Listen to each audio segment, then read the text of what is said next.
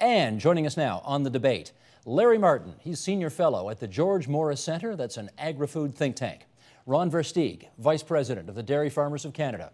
Bruce Muirhead, Professor of History at the University of Waterloo. And Andrew Coyne, National Editor for Maclean's Magazine. And it's good to have you four around the table today for a discussion on, well, I suspect that the coming demise of the Canadian Wheat Board has sort of opened, certainly on the editorial pages of magazines and newspapers, a discussion about the supply management business in this country, and so let's get started with that. I'll put you to work first. Supply management is a term that you four know, but I suspect some of our viewers won't. So what are we talking about? Basically, it's a system of managing production so that we as farmers produce what the market requires, whether it's milk, poultry, eggs, or any of the other supply managed commodities. So we don't produce any surpluses, nor do we short the market. Short the market meaning? Undersupply it. We produce exactly what is required. You produce what's required. And you don't actually deal directly with consumers, you sell to? Processors. Processors, and they would be, for example? The Saputos, the Agripures, the Parmalats of the world. That's how it works. In the dairy business, yeah. Okay, Larry, how does that compare to the way that the Canadian Wheat Board does business, for example? Well, the difference between what Ron just talked about and the Canadian Wheat Board is that Ron's group also has the ability to set the supply and also set the price. The Canadian Wheat Board doesn't do that. They're a single desk marketer, so they have the ability to take whatever is produced and market it across either domestically or internationally. Which means basically if you're a farmer, you're growing wheat, you're selling it to them. You're selling it to them. And that's it. And that's it. You're done. Except if you are selling it for human consumption or for export. Got it. Okay. Historian, why were these things created in the first place? I think in the case of dairy supply management in particular, it was the 1950s, well, the post-war era generally after 1945, but the 1950s and the early 60s where dairy producers were having an extremely difficult time making ends meet. And they needed some sort of rationality in the system. Processors in particular were taking advantage of a fragmented and dislocated market and driving prices down, and dairy farmers couldn't make it. So they were the ones then, the dairy farmers in the early 60s got together with the Ontario government of the day. Actually, in 1963 there was a Royal Commission, and in 65 we get the Ontario Milk Act, and supply management is introduced at the behest of the Ontario government. After 1965 it hits the scene federally in 1971, and as a result it evens out the peaks and troughs. No more peaks and troughs of dairy farmer income. As far as the Canada Wheat Board goes, the Canadian Wheat Board, it also came from similarly disastrous beginnings, I think, for wheat farmers in the West in particular. It goes back even further, right? Yeah, 1917, where they had, it wasn't the Canadian Wheat Board, but it was the Wheat Growers Board, or anyway, it was another incarnation. And it was again to even out a very difficult situation that wheat farmers were experiencing in the First World War. Okay, Andrew, one of the reasons we're having this discussion is because the federal government, in its wisdom, has decided to end the Wheat Board. It is coming to an end this Christmas. At the same time, the government has decided that it needs to support the continuation of supply management in other areas. Let's start by having you tell us what you think about the relative or not consistency of that position. It's not terribly consistent. They are different situations. I mean, they're not actually, they would say they're not abolishing the Wheat Board, they're just taking away the monopoly. And the Wheat Board is different in the sense that it's selling mostly to export markets. And so while both the Wheat Board and supply management are efforts to basically jack up the price through restricting the supply, one is mostly imposing that cost on external consumers. One is mostly imposing it on domestic consumers, since we export almost none of our dairy production. It is inconsistent in the sense that they proclaim their fealty on the one hand to allowing farmers to sell to whoever they like, in the case of the Wheat Board. When it comes to farmers in the dairy, eggs, poultry, and turkey sectors, no, they don't get to sell whoever they like. They have to remain within the supply managed system. It's also notoriously inconsistent in terms of our discussions with our trade partners. So our representatives go into these foreign trade talks, whether it's the WTO or this new Trans-Pacific Partnership with the Pacific Rim countries or the European trade deal we're negotiated. And we go in and we tell them very aggressively, you've got to open your markets to our farmers, to our export sectors. But by the way, we're not going to let any of your product in these protected sectors that we have. And our government has the gall to call this the balanced approach. Okay, I'm going to follow up on the trade angle a little later, but first I want Ron to talk about the notoriously inconsistent, which I believe was the quote Andrew just used, approach that he sees the federal government taking here. Do you agree? No, I don't. I think you have to ask the government why they support supply management. And they support it because it works. It works for farmers. We get no subsidies from the government. We get all of our revenue from the marketplace. Wait a sec, you get no subsidy from the government. No. Well, some will interpret the system itself as a subsidy. Well, that's because of a flawed interpretation of the OECD. Okay. You know, they look at world prices and say, well, that's the base, and if you get higher than that, then that's considered a subsidy. But in fact, in other countries like the US and Europe, where they get lower prices, they also get money from the government in the form of subsidies, direct and indirect.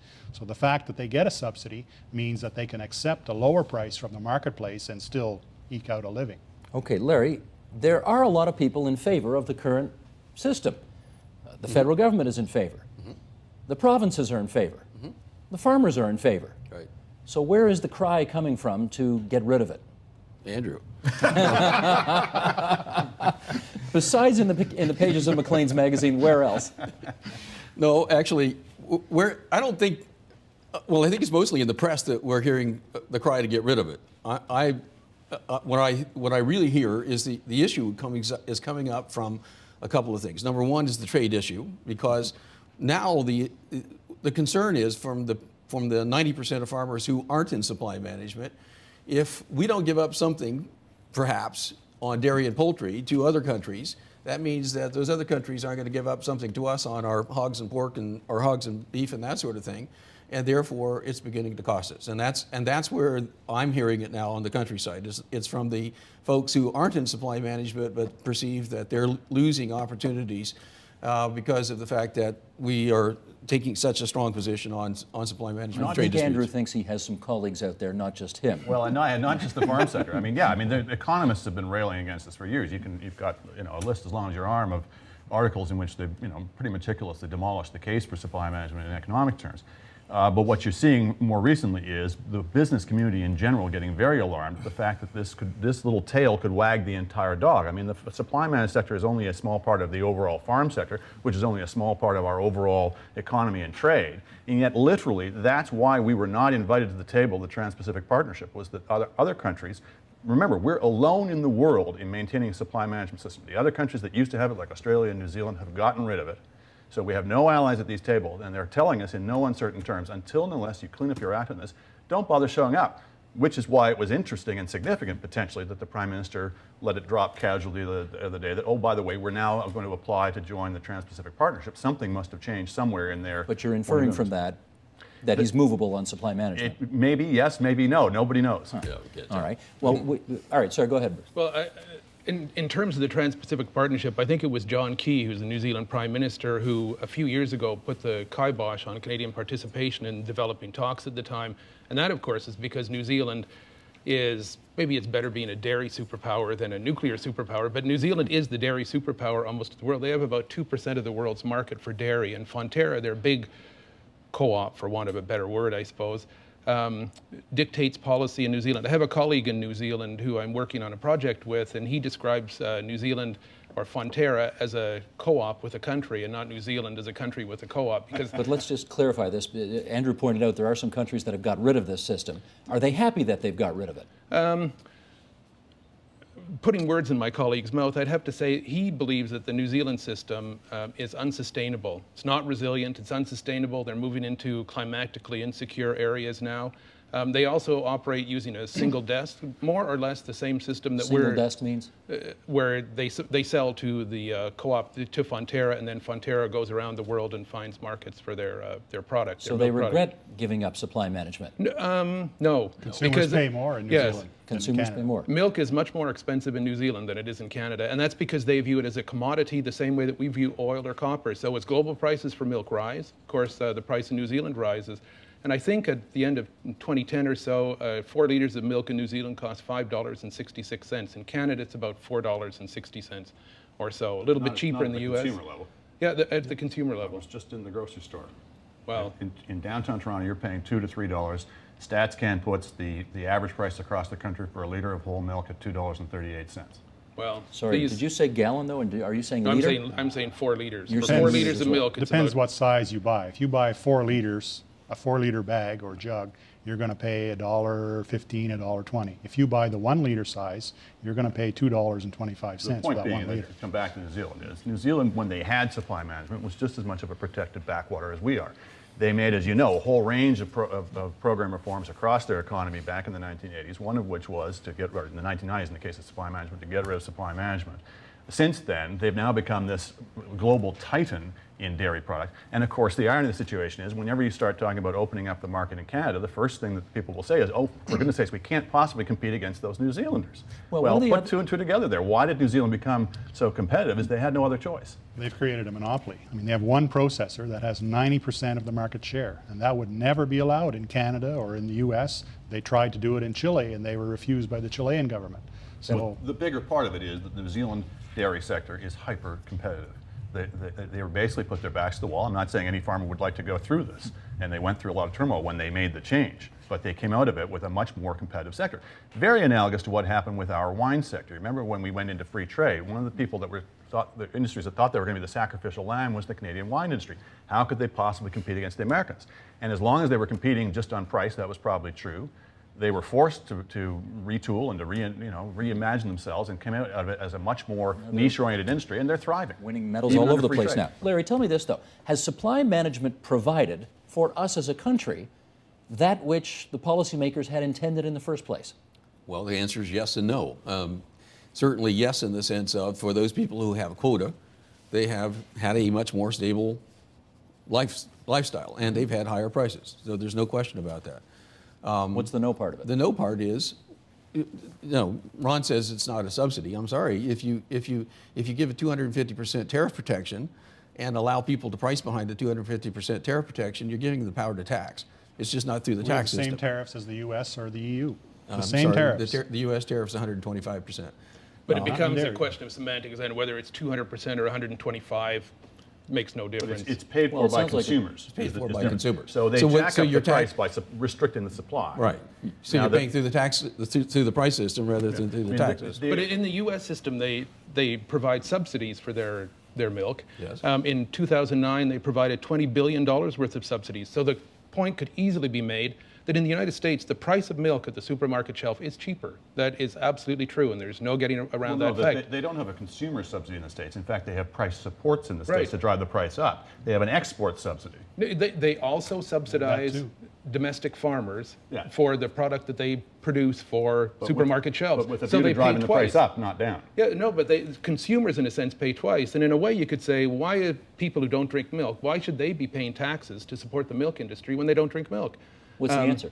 I mean, it's a rhetorical question. Yes. But what would you, no, what I'd. is the answer? Well, perhaps they should look at subsidies in the United States. I mean, subsidies are such a trade distorting mechanism, and I tend to view export subsidies, and the United States implemented export subsidies again, along with the European Union, in January or February in 2009, and I tend to view those as criminal acts, because what they do is they drive farmers in the global south out of business who can't compete with dumped products that are being heavily subsidized by various governments around the world.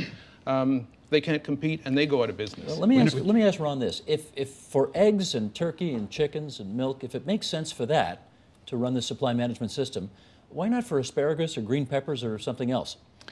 Well, that's something that's largely a producer decision. I mean, we're not going to impose our system to other producers. I mean, it's there. They look at it. It's transparent. Everybody knows how it works. And if they want to take advantage of that, they're free to do so. It's not really a producer decision anymore. It might have been before 1995, but under the last WTO, it's not a producer decision Whose anymore. decision is it now? It's nobody's decision. You can't do it. The only way you can actually do it in another commodity is to take some away from them. From the people who already have it. It's not legal under the WTO. There anymore. are variants of it in other sectors. I was talking to a winemaker, back to the Canadian wine industry the other day, and there is a grape marketing board. I was not aware of this. And in order to sell himself his own grapes, if you can imagine that, right? He grows his own grapes, but to sell himself his own grapes to make wine, he's got to go through the grape marketing board first. It's the most ridiculous bureaucratic contraption. But unlike this, it does not drive up the price. You know, the rhetorical question was asked, about why not just pay through the tax system? And if you were going to support dairy farmers or egg farmers or, all the other sectors, if you made a decision as a society that we don't want to throw them on the vagaries of the marketplace, et cetera, it is much better, in fact, to directly provide income support it takes away the lie that this is not, it doesn't involve, you know, government intervention, it's just market forces. It's very explicitly that it's government intervention. But it's when you're paying directly out of the tax and transfer system, then you know who's paying. More and you know who's transparent getting. It's more transparent and it's fairer. Less transparent. I think It's it's more less transparent and it's fairer because who pays most of the taxes is people in the upper income range. Who pays disproportionately the price of jacking up the price of essential food products to 2 and 3 times the world price is the poorest families. And how anybody on the progressive side of the political spectrum can wrap their heads around the idea, the same people who would scream blue murder if you put a 5% GST on groceries, and have, somehow are able to accommodate themselves to the idea that we'll put a 299% tariff on butter, you know, which every Canadian family puts on the table every day, and that's okay. And we do that because It's been done for 40 years, because it's not transparent, because it's for farmers and nobody wants to go against that, and because the governments of the day, liberal or conservative, have been petrified of being offside with this strangely powerful lobby, even though there are, how many dairy farmers in Canada? Less than 13,000. Well, it's interesting you raise the point of tariffs. I mean, tariffs are a tax on quantities of product that come into the country above a tariff quota. And we talk about trade. In fact, in Canada, under supply management, we are more open to trade than many other countries. In Canada, we allow 6% of the market demand for dairy products to come into the country. In the US, it's like 2 to 3%. In the EU, it's less than that. So we're freer traders than the free traders. I also have a The different... question is, who's the biggest hypocrite? Well, I would agree with you. The Europeans win that hands down. That's almost precisely the point in that. Who is the biggest hypocrite in the field of agricultural policy making internationally? And in 1955, and one of the first, in the General Agreement on Tariffs and Trade, one of the rounds that was held in Geneva, the United States got a waiver of its agricultural obligations under the GATT. And they got a waiver because they didn't want to be bound by any international agreement about agricultural products. They wanted to be able to subsidize, to prefer, to deal in their own products. They didn't want to have to worry about others in this. And the Germans and the Austrians and a couple of others supported them because they also are interested in the principle of a waiver. So hypocrisy, I would say, on the part of the Europeans and the European Union in particular, some on the United States, also a little bit in the case of New Zealand, although it's much harder to make that case. But in the case of Canada in supply management, I actually have a totally different perspective about it being, you know, non-transparent. And I think it's a transparent system. If people wish to inform themselves about supply management, they can. You know, it's certainly not hidden. I think it evens out the peaks and troughs of dairy farmer income. And these are people who work... Can I make you a bet? I'm going to make you a bet that 99% of the people that buy a dozen eggs at a store or a carton of milk have no clue how this system works. I spoke to a business group the other day about this. There was a guy there who he runs a retail chain that sells groceries in the chain. Did not know that there was a 299% butter tariff. They do not know. It's extraordinary. I didn't know it until I read McLean's magazine. I spoke to a It's bunch not of hidden. investment funds yesterday who have interested in investing in agriculture, and they didn't know. So there's But you a lot can't of people who blame don't know. supply management because people don't know about it. It's been around for 40 years. It's been in the news. You know, 10 years ago, you could find articles about supply management. But I would bet dollars to donuts to take I don't disagree. a slightly apt analogy that I don't think most people know I don't disagree what with portion of the price they're paying is basically government mandated. But if you got rid of the subsidies in the US and the EU, tariffs would become virtually inconsequential. And both those countries can't afford to continue subsidizing agriculture the way they are. It's not sustainable. That's why we've been working toward trade disputes. This is my issue with the position you just heard. We have kind of helped slow down any progress at the WTO. That's not true. Which is exactly where, you know, we just won a WTO trade dispute.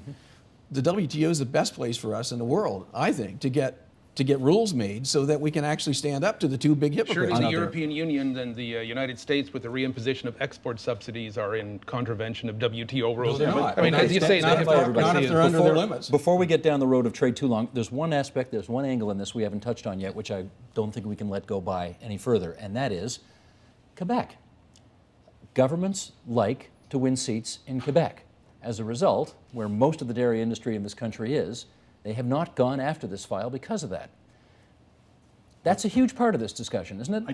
Worked out really well in the last election, didn't I it? think it has been traditionally, although you could make a case that the present government is probably more concerned about Ontario dairy farmers. I mean, Quebec is half the dairy farmers. Ontario is what, a third or 40% of them. So you know, they've made great gains in Ontario in the last election. They're going to be worried about jeopardizing it. But it is, when I was writing about this for Maclean's, I was astonished at how few dairy farmers, and of course, supply management is mostly about dairy. These other sectors are not nearly as large. The time when supply management was finally and fully implemented in 1971, there was 122,000 dairy farmers in Canada. There's now less than 13,000. So if the idea was we need this program to, you know, preserve the family farm, it hasn't actually done that. And arguably, it's accelerated the demise. Why? Because the value of the quotas that we've been talking about, that jacks up the price, gets capitalized into a tradable commodity. The quotas that can be bought and sold. And that's a huge, to get the right to farm, you got to shell out, if you're going to have 60 cows at about $25,000 a cow, that's real money, that means you got to shell it up $1.5 million up front just to get into the business. First of all, okay, two things. The Quebec angle, do you think there's been so little movement on this because governments are afraid to upset the apple cart in Quebec, again using an unfortunate metaphor? No, I think the reality is that supply management works all across Canada. You know, it's dairy, for example, is in the top 2 commodities in 7 out of 10 provinces. So it works well. And I mean, it doesn't just work for farmers. We create 215,000 jobs in Canada. Their point is it doesn't work for consumers all that well. Well, just hold on. I mean, if you don't have a job, how are you going to be able to afford groceries, right? So our model is not about tearing down successful models. It's about building up everybody. And when a farmer makes money, a farmer spends money, spends it in the local community, creates jobs, hires people, pays taxes. Let me follow up on that argument, because you know, Henry, hang on, stand by one second. I mean, Henry Ford did say, I can't pay my people nothing to make cars, otherwise no one's going to be able to buy them. That's correct. So are you buying into part of this argument over here? Well, the agriculture sector is growing across almost all commodities. So, you know, they may, I'm not sure what the number is that they employ, but the rest of the agriculture sector, which is not inside supply management, is also growing.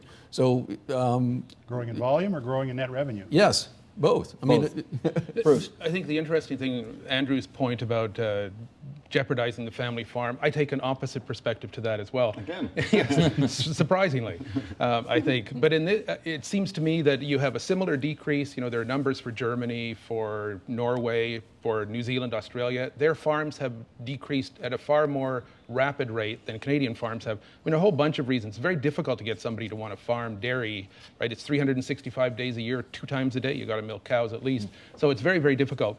But also, I think that the supply management actually protects the family farm in terms of providing a sustainable income for an average dairy herd in Ontario, 72 cows.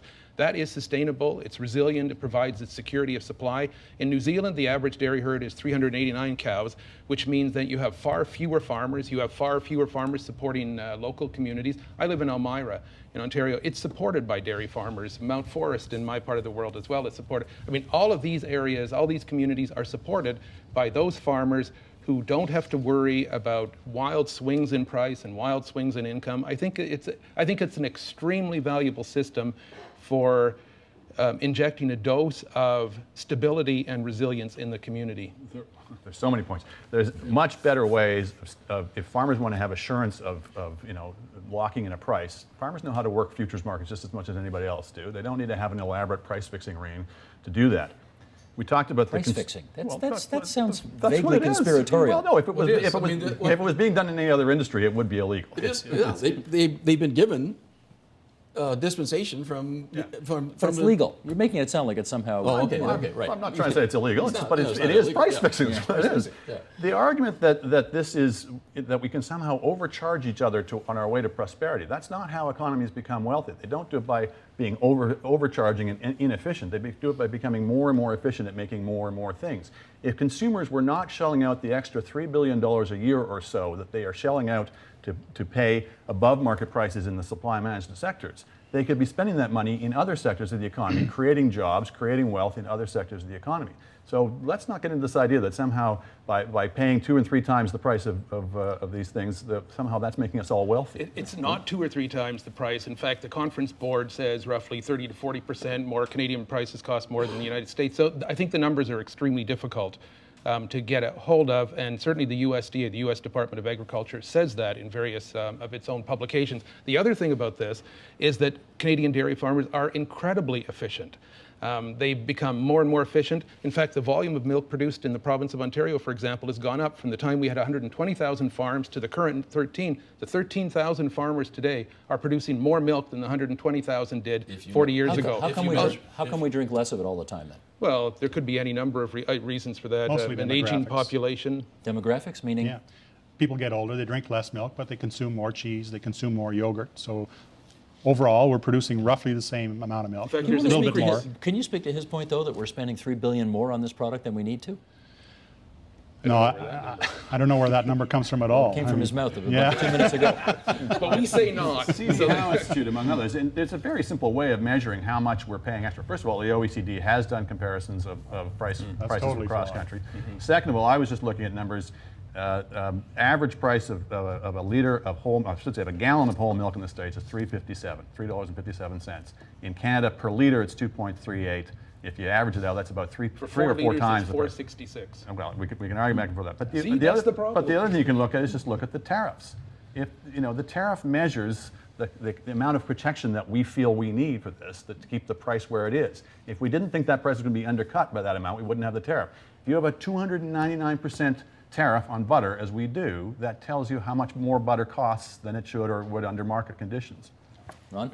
No, the issue is not tariffs. The issue is subsidies. And as I said before, if we got rid of the subsidies in the U.S. and the EU, the tariffs would become inconsequential. I mean, that's, if we're going to compare apples to apples, let's look at what the average consumer spends in the U.S. for the gallon of milk, plus what he spends on the taxes. And we've had a study done, and it shows they pay an extra 31 cents a liter in the U.S. through the taxes. Here's another way of measuring how much more we're paying then. As I mentioned earlier, the surplus over market prices gets capitalized into the value of the quota. If there was no gain from the quota, if the system wasn't working to drive up prices higher than they would otherwise be, the quota wouldn't be worth anything to anybody on the traded market. It's worth $25,000 in Ontario, more than that in other provinces. That tells you how much that they're getting from the extra value from the restricting the supply. Again, you're focusing on issues that are not, you're not looking at the total picture. I mean, we have to manage a lot of assets as farmers. I mean, quota is one of them, but land is expensive, buildings are expensive. Cows are expensive. Cows are expensive. And on top of that, they got to shell out $1.5 million just to buy the quota. Most farmers haven't paid the $1.5 million. Yeah, I know, because a lot of them haven't gotten into it. That's one of the interesting things. The guys who haven't paid for the quota are the ones that are managing the system, and they've got the wealth there. So they've got a little bit of a No, the average vested farmer interest age in there. Ontario is Still an open 47. system. They're actually much younger. Dairy farmers in Ontario are much younger as a cohort Which has than nothing, farmers which has in. nothing to do with this Which quota. means, sorry, No, it- so the point being what? Well, if yeah. you're talking about old guys having quota, they got quota in 1971. They're still farming because nobody can afford to buy it. That is simply not true. Okay, let's move the discussion to where we were before, which is this Trans-Pacific Partnership that some people think we should be in, other people think we ought not to be in. Larry, do you want to start us off on this and say, why might Canada want to be a part of this partnership anyway?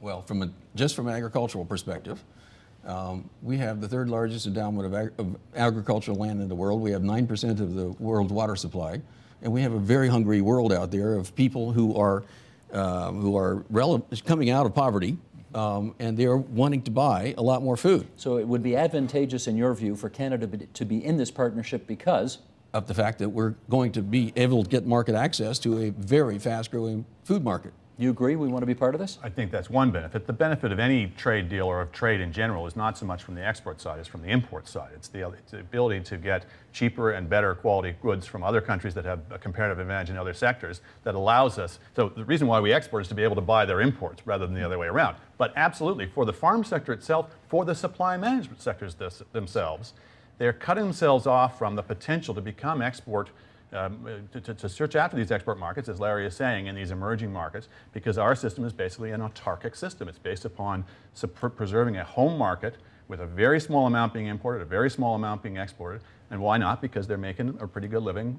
Just satisfying the home base. Just satisfying the domestic market. Okay, There are Bruce. a whole series of other things, though, that go along with supply management, which I think are of great benefit to Canada and also to Ontario. And part of that is the Norwegians talk about multifunctionality all the time. The Europeans generally talk about multifunctionality, where it's not just agriculture. You don't just want one farm of 8,000 cows, as they have in New Zealand. What you want are small farms dotted across the countryside, sustaining rural communities in a way which large farms Do cannot. we want to be in this thing, though?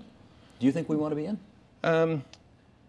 It's a very difficult question. I've spent a lot of time writing about trade policy and Canadian participation in various negotiations.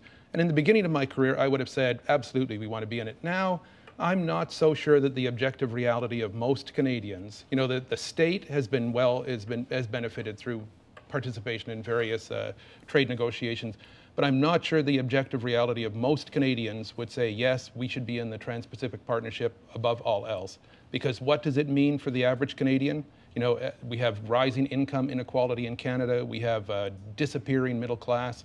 We have all sorts of dislocation and all sorts of difficult situations. You think this would exacerbate that, joining? You're talking about participating with the United States, you know, New Zealand, China, the Trans-Pacific, lots of Trans-Pacific countries, lots of Pacific Rim countries. It's very hard to say. You're not sold. Ron, how No, about you? I'm not sold. Dairy farmers have never said that we should not be part of the TPP. In fact, Canada's negotiated a dozen bilateral trade agreements, and you know we still managed to preserve supply management. Yeah, none of Now, which what- are what we do- bilateral, so what we- amount to anything, though. What we do object to, though, is to pre-negotiate access to the table of the TPP. What does that mean? Well, basically, this is what New Zealand and possibly the U.S. wanted us to sort of give up unilaterally supply management in order to be able to sit at the table and negotiate. It's like paying a car salesman $500 to negotiate a deal, right? So you're happy to participate in these negotiations, provided there are no preconditions that require you to give up the current system. Exactly. I mean, if we were to give up supply management, that would mean 215,000 jobs in Canada. So we would have to get another 215,000 jobs just to break even. Yeah, this is one place where I agree with them. It just seems silly to me strategically to give up something that's of strategic value before you go into the negotiations. I would disagree in that this policy is so egregious. If we were the only country on earth, I mean, never mind the difficulties it causes at trade tables, it makes no sense from any kind of social or economic policy to be overcharging ourselves to this degree for you know, these few commodities. It doesn't make sense if we were the only country on earth, never mind what our trade policy partners think about 10 it. minutes to go here. Let's talk about values, which people love to talk about in Canadian political circles these days. There was a lot of pressure once upon a time to deregulate our banks. And at the end of the day, I think the finance minister of the day, Paul Martin, said, no, we're not going to allow these huge mergers to take place. We're not going to radically deregulate. And it turned out that was a pretty good decision because we weathered 2008 pretty well as a result. Is the pressure to deregulate, Andrew, you first, this system, similar to what was going on in that debate? Well, first of all, we did deregulate our banks, and part of the reason why we came through the financial crisis so well was precisely that. We allowed our banks, for example, to buy up the investment banks. We allowed them to bank nationwide rather than restricted to the states as they do in the states. We never got into things like the Community Reinvestment Act. So the notion, just to take your premise on right from the thing, the notion that we survive because we have a tighter regulatory system, in some ways it's looser than the states. It's just smarter. We regulate smarter in the financial But we sector. didn't have over-leveraging like they had in the States, and That's part right. of that... That's right. But so I'm saying we had smarter regulation rather than tighter or looser. Okay. So I don't think this has anything to do with it, frankly. The agricultural sector, trust me, would remain heavily regulated in all sorts of ways, even if we got rid of this one particular thing. It would be regulated for quality, it would be regulated for all kinds of things, for safety. The only thing we wouldn't be doing is organizing a price fixing ring. So smarter regulation in your book does not include supply management. It does not include supply management. As I said earlier on, if we as a society, because we wanted to preserve rural lifestyles, et cetera, if we made that value judgment as a society that we were willing to pay for that and to basically prop up farmers in that basis, then do it through the tax and transfer system directly rather than making consumers pay for it. But we sort of have made that decision, haven't we? I mean, successive governments, federally and provincially, have decided it's in the public interest to have the system we have to perpetuate. That's been the decision until now, but it doesn't mean I can't argue against it. No, fair enough. Well, Bruce. I guess in a sense what you could say about that also is that we will negotiate, say, if I were the Prime Minister of Canada, I'd say, okay, I'll negotiate in the Trans-Pacific Partnership if everybody else gives up all of their subsidies for, say, dairy in this particular situation, And that simply will not happen. No, that's a precondition. No one's going to buy Yeah, into. nobody will go. So the United States won't go there, the Europeans won't go there, the Japanese won't quit subsidizing their rice. So in a sense, the TPP talks are moot because they will not happen in the way that we, in the initial stages anyway, and the hysteria about supply management and how it's going to scupper our participation in the talks, it doesn't matter in a sense because those countries will not give up their policy levers to do what they want to do. Can you imagine, Larry, this country taking, as it did with the free trade negotiations in some respect, Donald MacDonald at the time called it a leap of faith that we have to take in order to jump into that arrangement. Can you imagine that happening here? Well, I'm somewhere between these two, I think. I think, yes, we can take the leap of faith, and I think there will be negotiations, and there will be some things given up. We're not going to go all the way. Nobody's going to go all the way to free trade. And so it's not a matter, it is a matter of smarter regulation. It's a matter of how do you do the regulation to a level that is acceptable to us and our trade partners. How much of keeping the current supply management system, in your view, do you think is, because we've just always done it, and that's a Canadian value. We've just decided over the years it's been this way since the 1960s with some things, since the 19-teens with wheat. We've always done it this way. That's the way we do it. I don't think that's really part of the equation. I mean, the system has evolved over time and has changed to meet market needs. Really what this is about is, we talked about competition. We're prepared to compete against farmers, but we're not prepared to compete against the treasuries of the US or the EU. That's a no-win situation. If you're a farmer, would you find that a fair argument to make? If I were a farmer, if I was a dairy farmer, I'm sure I'd be in favor of the status quo, that is to say, if I was one who already had quota. Let's be clear, though, nobody's talking about doing away with this overnight, not even me. So the most radical proposals in this talk about phasing it out over 15, 20 years. They talk about buying out farmers, particularly farmers who paid a lot of money for the quota in good faith. If you're imposing a windfall loss on them, it makes good public policy and political sense to buy them out. I'm perfectly prepared as a taxpayer to pay a one-time shot to buy out farmers so that I and my children and my grandchildren aren't paying in perpetuity this vastly disproportionate price. Any to clue buy of what this that might cost? Well, if you look at the value of quota right now, it's about $30 billion across the country. It's a hefty sum. It tells you how much the farmers are getting out of consumers as a result of this. And as a taxpayer, you'd be content Absolutely. to pay that Well, much? you're not having to pay the whole $30 billion. What you certainly would be doing is people who paid a lot of money in recent times, there'd be some value there. You could do a number of different things. You can lower the tariff over time, which would progressively reduce the value of the quota. So you're not having to shell out $30 billion. You could have the government issue more quota, again, to devalue the quota over time, or you could have the government buying quota from farmers to help them get out of the business. So there's a lot of things you can do that would help ease the transition cost, but you get to a stage where people aren't having to pay this ridiculous sum for food. They're in the midst of trying that in Europe right now, and it's not going real well. Right, they intend to do away with quotas in Who's the European Union. The European Union, and they have a program to phase out quotas by 2015, and they now seem to be going backwards because they understand that the system, the perfectibility of the market doesn't work in any situation. Well, so we could do it the New Zealand way and just do it cold turkey then. Yeah.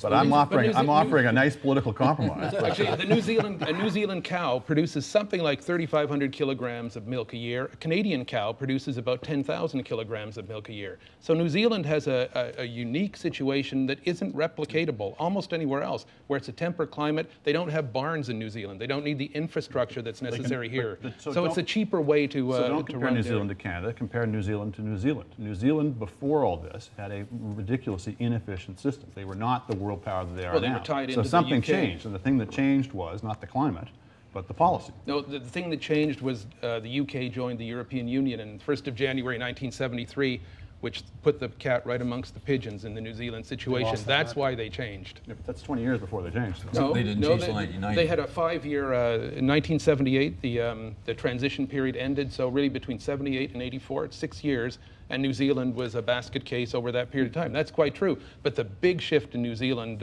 policy was the UK, which was the sole market for New Zealand butter and powdered milk, disappeared. Yeah, they adjusted. Do you think supply management ultimately is damned? Only if we go to a complete free trade agreement. Which means no. Yeah, Because we're not going to do that. I don't think we are. Andrew? I think it's going to be adjusted. Adjusted but not damned. I think it's doomed over the long haul. I'm not saying it's going to happen tomorrow. How long's but- the long haul? Well, let's say 15, 20 years. if we get started now, we should not let the tail wag the dog. It would be criminal if we wake up one morning and we find, for example, that the European trade talks have collapsed over this one issue. And it would be ridiculous if that were the case. So if that's not going to happen, if we're going to have to negotiate on it and have to make concessions, then let's get started. Is this policy ultimately damned in your view? People have been saying this for 40 years, and we're still here. And we're here because it works not only for farmers, it works for governments because they don't have to subsidize us or bail us out. It works for processors. It creates jobs and economic activity across the country. It generates $3 billion in taxes for governments, and that helps them to fund programs like healthcare and education and fix our roads and bridges. And you know, that's why the system works not just for farmers, it works for everybody. And it's that's why it's going to be sustainable around. and resilient, and it provides for a secure Canadian supply. He's wrapped himself in the Canadian flag. That's a tough argument. Okay. Thanks, everybody. Coyne, 40 minutes on supply management. But also, don't tangle with a smiling farmer. That's a very effective, that's a very effective PR. Thanks for your participation to Larry Martin from the George Morris Centre, Andrew Coyne from Maclean's Magazine, Bruce Muirhead from the University of Waterloo, and Ron Versteeg from the Dairy Farmers of Ontario. Andrew, you were playing Henry Clay today. The great compromiser, you. Who knew? Who knew you had it in you?